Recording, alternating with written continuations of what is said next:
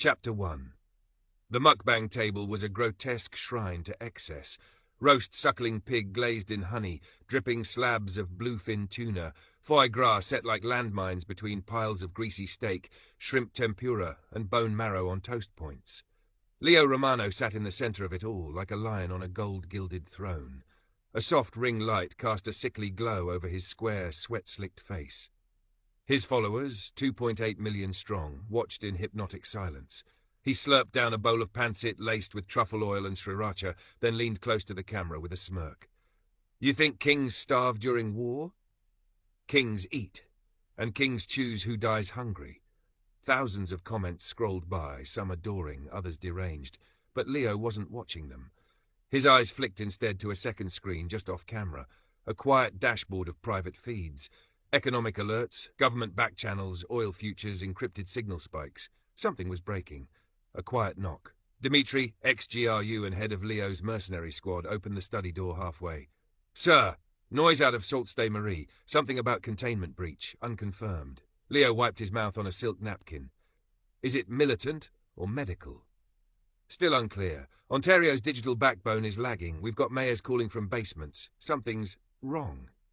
Leo stood, cane clicking on the hardwood floor. It wasn't just a fashion prop. It was silver, heavy and hollow. Custom. Rumours claimed it could fire a 4-110 slug. He didn't deny it. He crossed to the bay window of his Toronto penthouse, looking out at the sea of downtown lights. From this height, the city looked like a patient under sedation, calm, unaware, on the verge of hemorrhage. They're going to spin this, he muttered. Watch. Disease. Disinformation. Maybe terrorism if they get desperate, but it won't matter. By sunrise, this country won't have a seat left at the table. His private line buzzed. A name appeared. G. Wallace, U.S. State Department. He answered on speaker. Romano. Leo, the voice purred. Glad you're safe. Listen, we're moving key assets to Calgary. We'd like to offer you clearance. Safe corridor. Military escort. In exchange, Leo said, already bored. Temporary custodianship of your Alberta assets. It's just oversight. Safeguards until the emergency's over. So theft, but polite, Leo snapped. No, Leo, we're offering continuity. You stay part of the global order, the one that survives this. Leo stepped back from the window, clicked his cane once, twice. Tell Langley I said enemies, Leo. Good, I hate eating alone.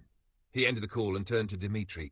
Get my burner online. I want to speak with Tasha in Hong Kong and Anton in Kiev. Back channel only. Keep it quiet. Every seat at this table's about to get auctioned. The lights flickered. From the streets below, screams rose, faint, muffled through glass. Leo barely blinked. Start recording again, he said to the camera tech. Time for a new kind of mukbang. He smiled, wide and unnatural, as he bit into a dripping slab of roasted duck. The Empire doesn't fall in fire, he said to his viewers. It rots in silence first, but I can smell the bones already. The clock hit shh. Chapter 2. The Broker's Prayer. The smell of charred meat and hand sanitizer lingered in the boardroom. Leo Romano's private tower was designed like a fortress, bulletproof glass, reinforced concrete core, and a helipad that hadn't seen daylight in months. Yet for all its steel and height, the rot still found its way in. On the wall, a muted newsfeed showed chaos blooming in Ottawa, hospitals locking down, riots in Mississauga, unconfirmed footage, smeared and shaky, of bodies gnashing teeth. Leo didn't watch it. He was watching the people watching it. Across from him sat Marc Delorier, a Crown Energy liaison turned freelance power broker, clean suit, trembling hands, sweat in his armpits despite the aircon. One of Leo's chess pieces, ambitious, greedy, just smart enough not to run. You're telling me Parliament's still trying to vote on a stimulus? Leo asked. They're scrambling to look in control. They've already lost it. Dimitri leaned in with a whisper. No response from the Alberta Premier. His office is dark. Leo exhaled through his nose, slow and controlled. Power abhors a vacuum. He turned back to Mark. Get me a line to the Quebec Bloc and the Western separatists. I want to float terms. Alberta oil sovereignty. Offer to trade shipping corridors for recognition, and put feelers out to the Mohawk Council near Montreal. I want to buy passage if Ottawa falls. Mark hesitated. Leo, if you start offering regional deals, you'll split the Confederation. It's already split. I'm just carving my piece before the Americans do. The word Americans hung in the air like a curse. Leo's silver cane tapped the floor, slowly, intentionally, a form of punctuation. You know how they operate, Mark. Proxy, panic, placement. They'll send in Marines under the guise of quarantine. Then they'll secure the oil fields. Then they'll install their own little puppet committee with nice CNN teeth. We don't need a rescue. We need dominion. Mark swallowed hard. He nodded. He'd seen this before. During the trade wars, during COVID, during the Calgary riots. When blood hit the snow, Leo wasn't the kind of man who ran. He multiplied. Suddenly, a comms alert buzzed. One of Dimitri's men, an ex-French legionnaire named Jules, stepped in. We intercepted a burst transmission, Jules said, holding a tablet. Encrypted military channel. American. They're mobilizing, joint operation with NATO labels, but no Canadian oversight. Leo leaned over, read the garbled coordinates. They're staging near Winnipeg, 2 hours out. He stood. The movement was smooth for someone his size, thick-necked, bull-shouldered, built like a collapsed cathedral. They're not coming to help. They're coming to collect. He grabbed a coat, midnight black cashmere, knife-proof lining. His cane clicked twice on the polished floor. Dimitri, ready the bird. We fly west. Mark, call your broker contacts in Geneva. I want to move 400 million in liquid by morning. In crypto? No, in gold. The dead don't use Wi-Fi.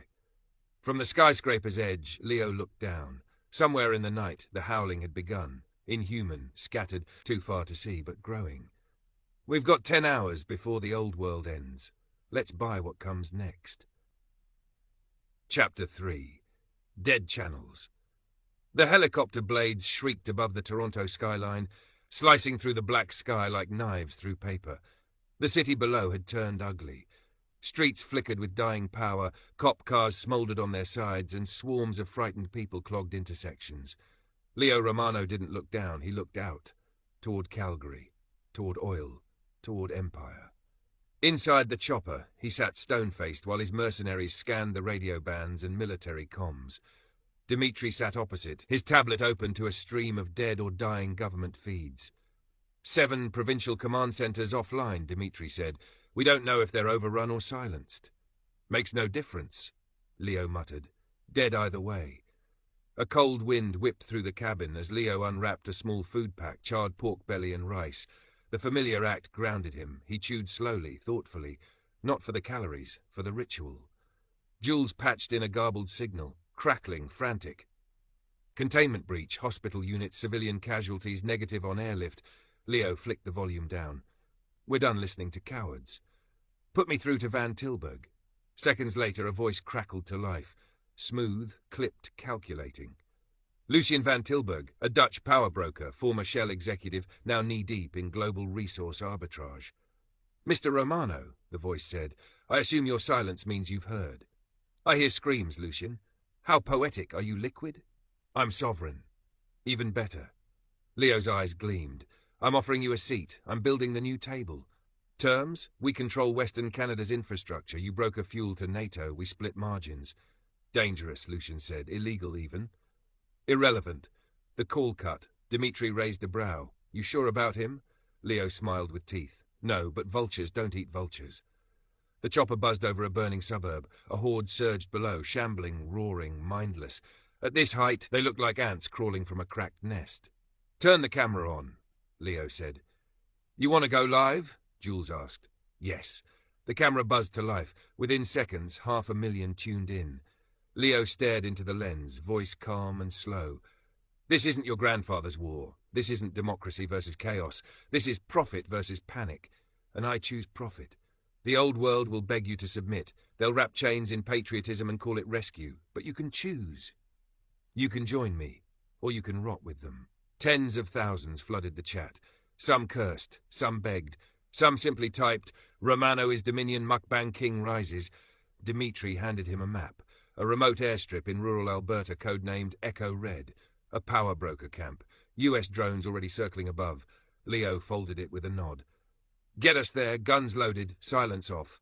The chopper turned west, slicing toward a sky that was getting darker even before the sun went down. Below, the dead ran faster. Chapter 4, Echo Red, covering 3 a.m., 4 a.m. in a gritty, intense, and politically charged narrative. The atmosphere tightens. Loyalties twist. Leo Romano steps deeper into the blood-soaked world of power in collapse. Chapter 4, Echo Red. The chopper touched down on a gravel strip barely lit by floodlights powered by gas generators. Beyond the tree line, Alberta wilderness loomed, black, cold, full of silence. The snow hadn't fallen yet, but the land already smelled like death. The location, Echo Red. Not on maps, not on official fuel manifests. A ghost airfield repurposed for private landings, contraband shipments, and silent deals brokered between desperate men. Leo Romano stepped onto the tarmac in his obsidian coat, silver cane in hand. Mercenaries fanned out around him. Dimitri scanned the perimeter with night goggles. Jules and 2 more ex-military swept the airfield for movement. They weren't alone. Parked along the edge were 4 armoured SUVs, unmarked, tinted windows, still engines. At first glance they looked like ghosts waiting to be summoned. Then a man stepped out, bald, scarred, sharp-eyed, American. Military posture, but not in uniform. "Welcome to Echo Red," he said with an oily grin. "Mr. Romano, or should I say, Dominion Prime." Leo didn't blink. "Cut the foreplay, you're Langley." "No, I'm private sector. Think of me as an intermediary between what Washington wants and what it's willing to deny." Leo smirked. "You're the reason no rescue flights are coming." "Canada's airspace is congested," the man said. "We're here to clean that up for a price." From the SUV, a briefcase was handed to Leo. Inside, satellite footage, troop movements, restricted Canadian broadcast intel, and something else. Black market biowarfare notes, partially redacted. "The virus didn't start here," the agent said. "It was brought here, leaked or planted. That part's classified even from us. We've tracked 3 vectors in North America. Your oil fields sit between 2. Leo's pulse didn't quicken, but something burned behind his eyes. "And you're offering what, exactly?" "Protection, legitimacy, exclusive rights to operate your fields under US stabilization protocols. You'll be backed by American drones, supplied, fed. In return, you give us 51% of every barrel and say thank you on camera." Leo laughed, low, cold. "You think I climbed out of the Philippine slums, bled through corporate boardrooms, crushed 10 startup CEOs under mukbang money and blackmail to become your puppet?" The agent's smile vanished. "Careful, Mr. Romano. The last man who refused us doesn't have a skull anymore." Leo stepped forward, face inches from the man. "You came here because you need me. Your military stretched. Your president's approval is lower than zombie IQ. You don't want a partner. You want a fall guy." Behind him, Dimitri gave the signal. All guns cocked. The Echo Red mercenaries tensed. "I'll tell you what you get," Leo whispered. "You get to leave alive, and you get to say you tried to tame me. Now walk back to your ghost car, Agent Proxy, and tell Langley that Romano answers to no flag but fire." The American stared for a moment too long. Then he smiled again and walked away. As the SUVs rolled out, Leo turned to Dimitri. "Send word to Van Tilburg. We're setting up our own stabilization zone. No Yanks, no crown. And the virus," Dimitri asked, "let it spread. The more fear, the more fuel I sell." In the distance, faint gunshots rang out from a nearby town. The dead were migrating. And Leo? He wasn't running. He was building his empire on their backs. Chapter 5, Crude Baptism. The refinery was dead when they arrived. Not because it was empty, but because it was quiet. A silence that didn't belong to machines. A silence that hung over the gates like a verdict. Site 31, a forgotten modular refinery on the outskirts of Alberta, had been shut down years ago after environmental violations. Leo had bought it in secret months earlier under a proxy shell company. Now, under the flickering haze of floodlights, he reclaimed it. Dimitri spoke into his comms. North wall secure. Drones up. No movement in the perimeter. "Power? Diesel backups only. We've got 24 hours of juice, then it's blackout." Leo stood in the control center, staring down at the floor map. Oil lines, processing units, old smuggling tunnels. The place was a skeleton, but all it needed was blood. "Jules," Leo barked, "patch me into the underground channels. The brokers. I want every fuel hoarder from Manitoba to Yukon to know this refinery's alive again." "That'll paint a target on us," Jules warned. "Good," Leo said. "I want the world to know who still owns the night." He lit a cigar and stared through the glass at the workers below. His mercs, now loading salvage gear and setting up comm towers. Around them, armed guards built kill zones, trip lines, flamethrower turrets. "This place isn't just fuel," Leo said. "It's currency, and I'm about to be the central bank." 2 hours earlier, a rival power broker had tried to seize Site 31 first. His name was Court Vega, a Venezuelan cartel operative turned oil warlord. His convoy of 15 armed trucks was now burning in a ditch just outside the access road. Leo's drones had lit them up. Precision. No prisoners. Dmitri retrieved Court's sat phone from the wreckage. It contained encrypted text from a familiar name. Senator Emil Drayton, a corrupt American politician long rumored to be running black-budget operations across Canada. "He's trying to arm private militias to reclaim infrastructure," Dmitri explained. "Drayton's offering war bonds for zombie-front land." "Guess who owns most of Alberta's abandoned rigs?" Leo grinned like a devil baptized in gasoline. "Let him come. I'll drown his boys in crude and light a match." Inside Site 31's command bunker, the mercenary council gathered, 6 men and women Leo trusted with everything except his life. "We've got an opportunity," Leo addressed them. "Not to survive, not to play defense, but to rule. Canada's falling. The US is hiding. China's watching. The world's in chaos. But fuel still burns. Power still flows. And I say, let it flow through me." Dmitri laid down a new plan. Leo would hold Site 31 as his core dominion and begin securing satellite stations via Merc-funded deals and local warlords. Bribes, threats, ambushes, whatever it took. "We start selling fuel to every faction, military, rogue police, even infected quarantine zones." Jules said, "Double pricing, loyalty pricing. And in return, we build an army, not of soldiers, of dependents." Leo nodded. "And what about the undead?" "They're migrating faster than expected," Dmitri said, "but dumb. Still dumb. For now." At 4:53 a.m., the refinery lights flickered. A coded message came through one of the secured broker channels. "Seed vault breach, D-class hostiles detected. Tell Dominion Prime. They're adapting." Leo stared at the message for a long time. The virus wasn't stable. The enemy might be learning. He crushed his cigar in the ashtray and whispered, "Then, so must we." Outside, the oil began to pump again. Black rivers through cold pipes. Canada was dying. Leo was just getting started. Chapter 6. The Broker's Table. Site 31's comm tower cut through the black horizon like a crooked spine, its blinking red eye transmitting encrypted packets of influence across a crumbling continent. Inside the war room, Leo Romano leaned over a flickering tablet, his massive frame still smeared with soot and sweat from the refinery reboot. His silver cane tapped steadily against the concrete as messages rolled in, coded offers, threats, bribes in disguise. Everyone wanted oil. Everyone needed power. Leo had both. "Put me on with them, Jules," he growled. "All of them." Within minutes, 5 windows lit up on the holoscreen. The Yellow Broker, Filipino-Chinese industrialist from Vancouver. Colonel Beresford, rogue Canadian military commander in Saskatoon. Valeria Knox, ex-US intelligence, now free-market arms dealer.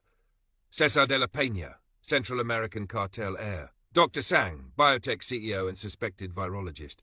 All predators, all pretending to negotiate. Leo didn't pretend.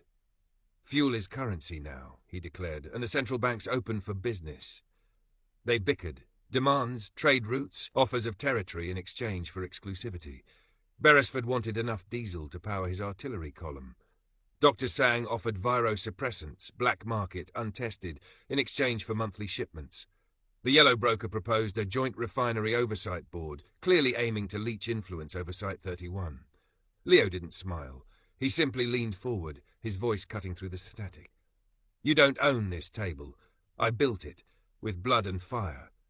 If you sit here, you pay. Not in words, in loyalty."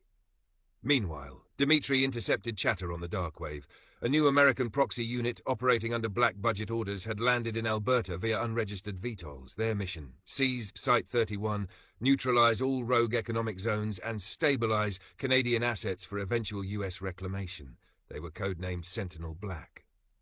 "They're cleaner mercs," Dmitri explained, "not infected, but they operate like ghosts. No insignia, no flags." "Drayton?" Leo asked. "Almost certainly." "Then tell our snipers to aim for the quiet ones." At 5:42 a.m., Valeria Knox requested a private channel. The others blinked out. She appeared in tactical gear, blood-stained, her eyes razor-sharp. Sentinel Black doesn't just want the refinery, she warned. They want you, alive. Your live stream has made you too visible, too symbolic, and dangerous to the official narrative. Leo's expression didn't change. They can't kill what the world's already watching. They won't try to kill you, she replied. They'll try to own you.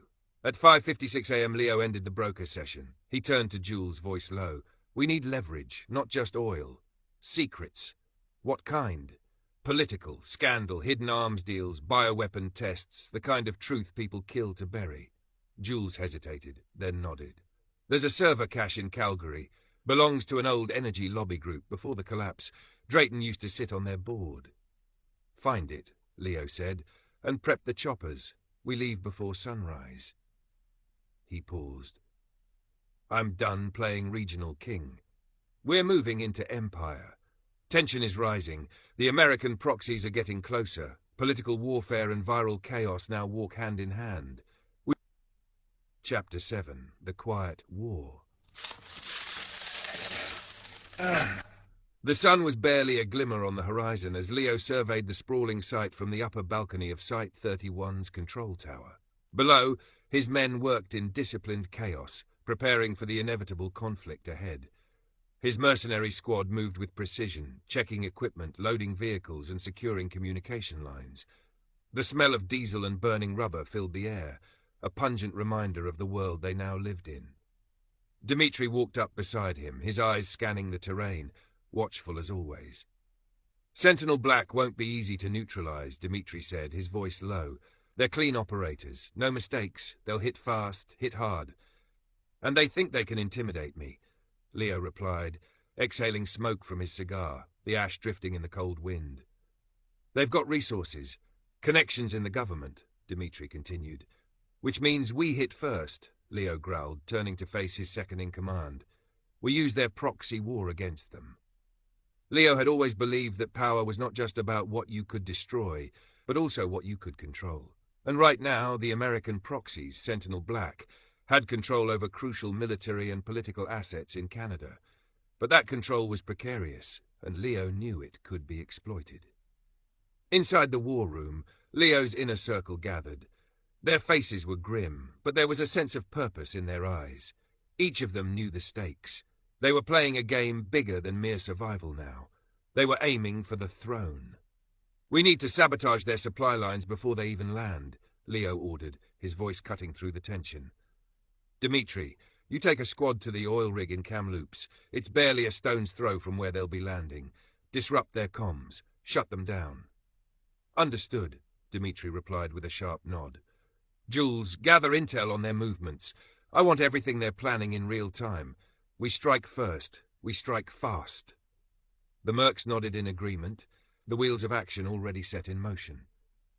Leo stood at the center of it all, calculating his next moves as he watched his empire begin to take shape. We don't wait for them to come to us, Leo added.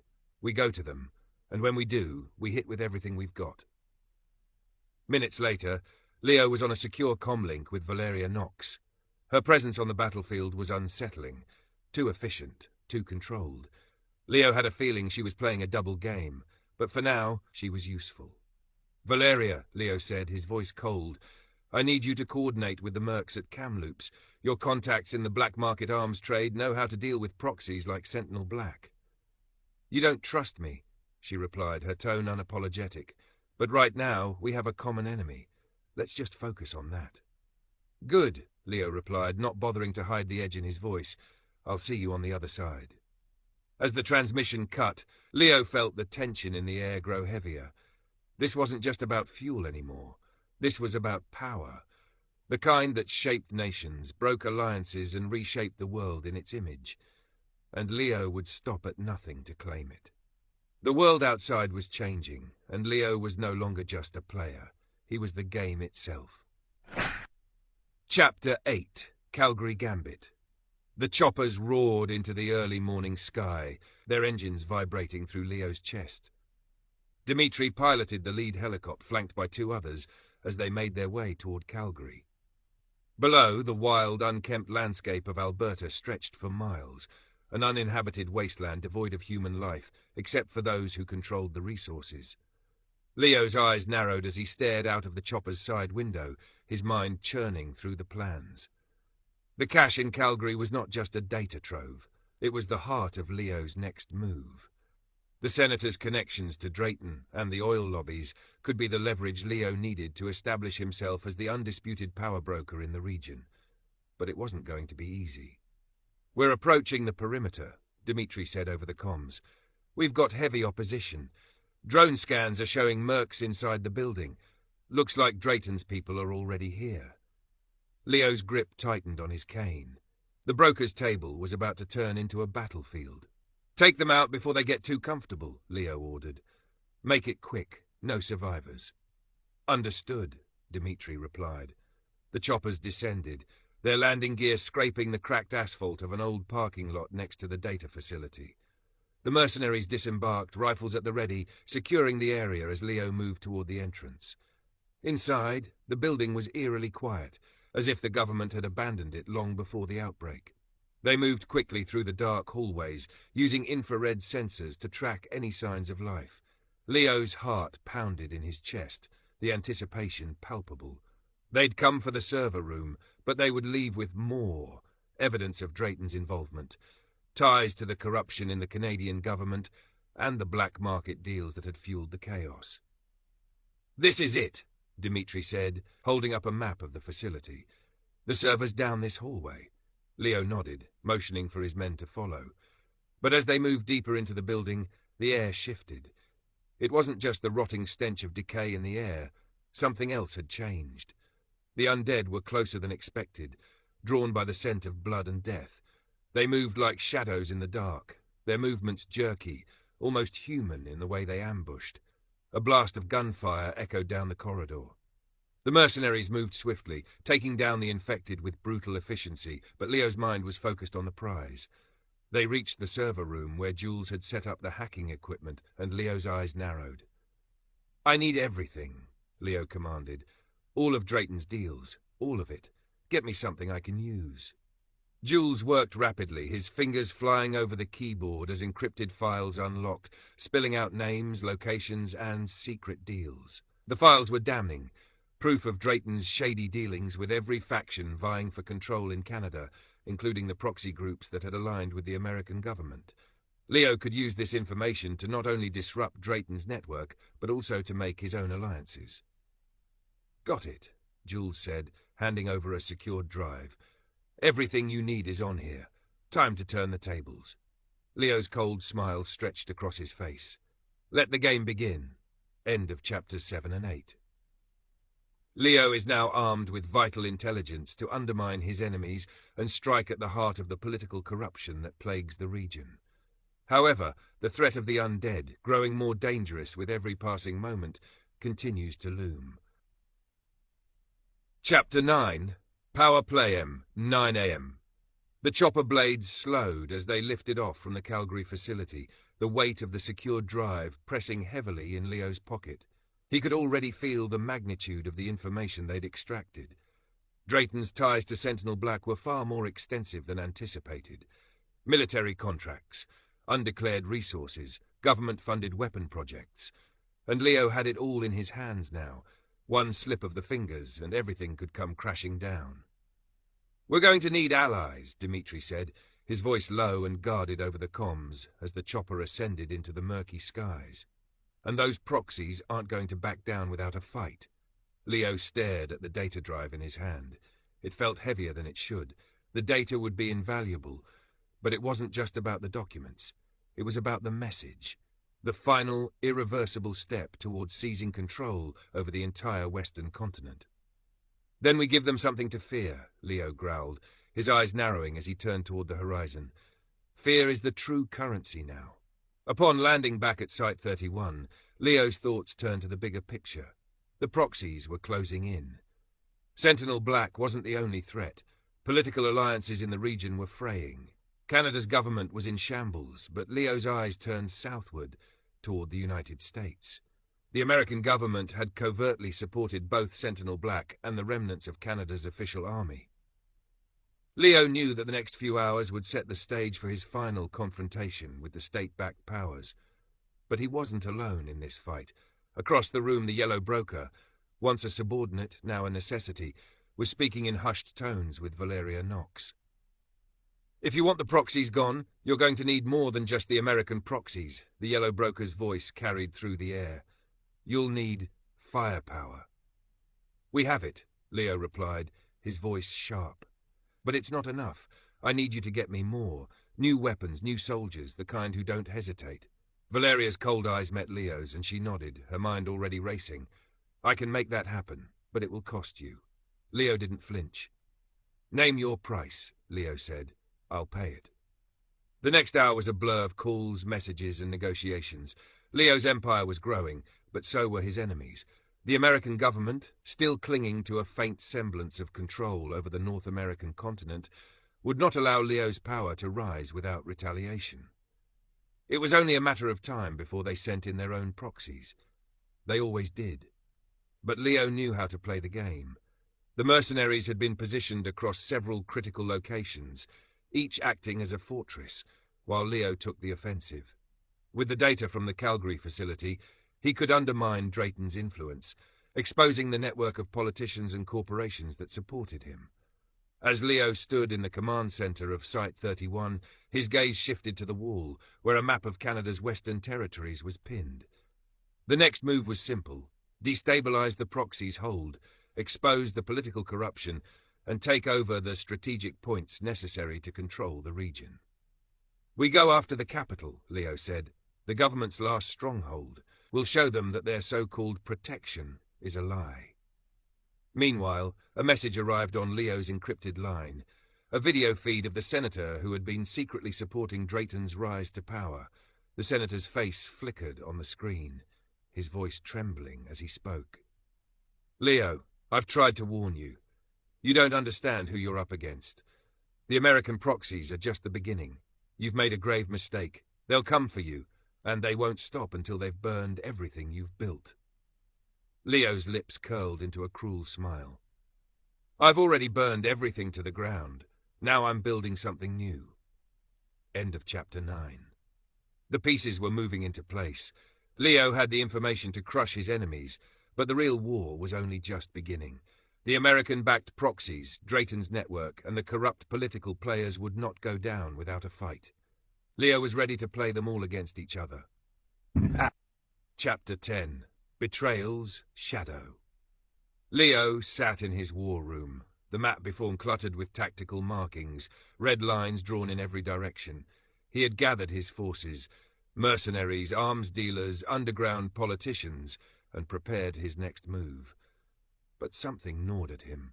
There was a sense of dread creeping in, a feeling that he was no longer in control. His mind raced through the events of the last few hours. The broker's warning, the senator's cryptic message. They both hinted at a deeper betrayal, one that Leo hadn't anticipated.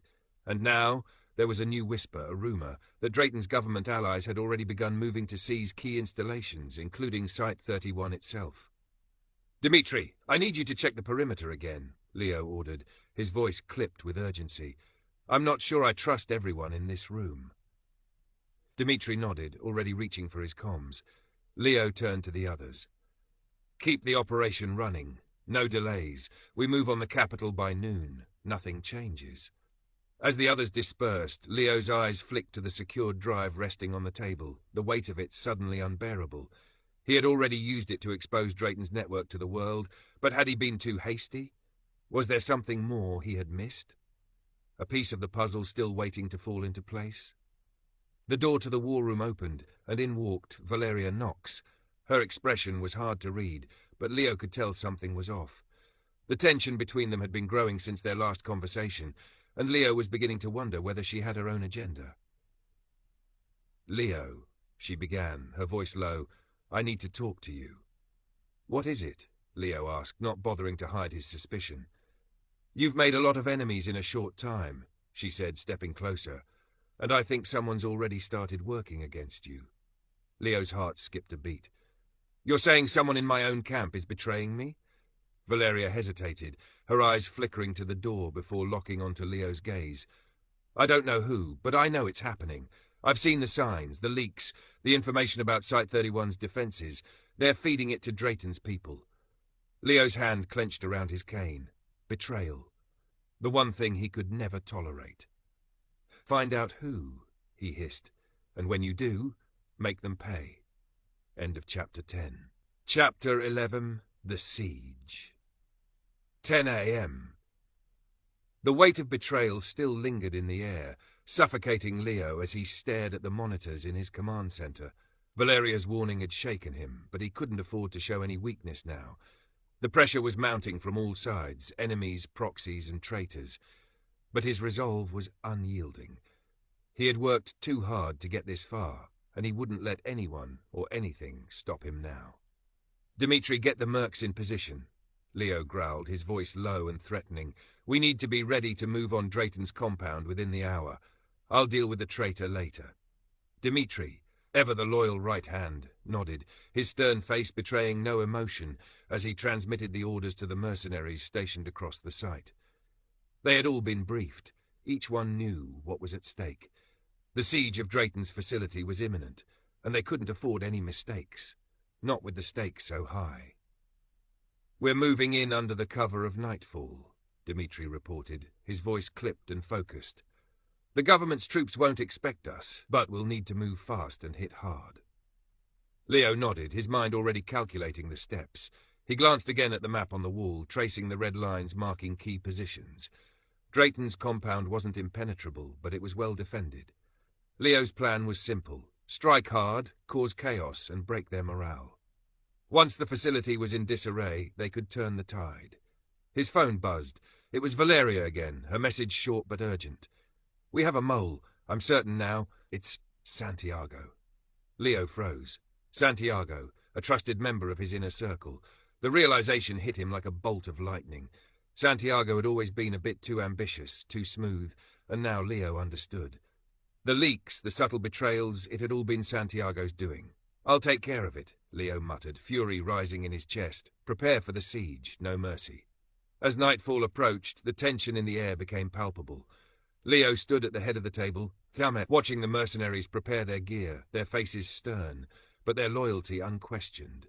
They were professionals, no room for fear now. The night would be long, but Leo knew that this was the moment that would define the future of the region. The government's control had been crumbling for hours, but the final blow would be dealt tonight.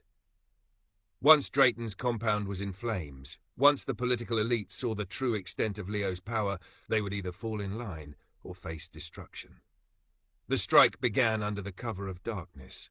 Explosions rocked the outskirts of Drayton's compound as mercenaries advanced swiftly, using the cover of smoke and chaos to breach the walls. Leo's squad moved in, an unstoppable force, cutting through resistance with brutal efficiency. Inside the compound, the lights flickered as soldiers scrambled to regain control. But Leo wasn't interested in a clean victory. He wanted to send a message. The government and its corrupt proxies had chosen their sides. Now they would face the consequences. Hit the communications hub. Take out the leadership, Leo barked over the comms as he moved through the compound with his silver cane in hand. The weapon, though symbolic, became an extension of his will, each swing punctuating his dominance, sending shockwaves through Drayton's defenses. His team stormed the command center, tearing through security measures with terrifying efficiency. Leo's mind was laser-focused, but every inch of the battle felt personal. The American-backed proxies had underestimated him. Now they would understand who Leo Mukbanger King Romano really was. Suddenly, Leo's comms buzzed again. It was Dimitri. Sir, Santiago's gone. We've lost him. The words hit Leo like a sledgehammer. Santiago had fled the compound just as the siege began. There was no time to mourn the traitor. Leo's thoughts snapped back to the mission. He had a battle to win, and Santiago's betrayal could wait. Find him, Leo growled. And when you do, make sure he never betrays anyone again.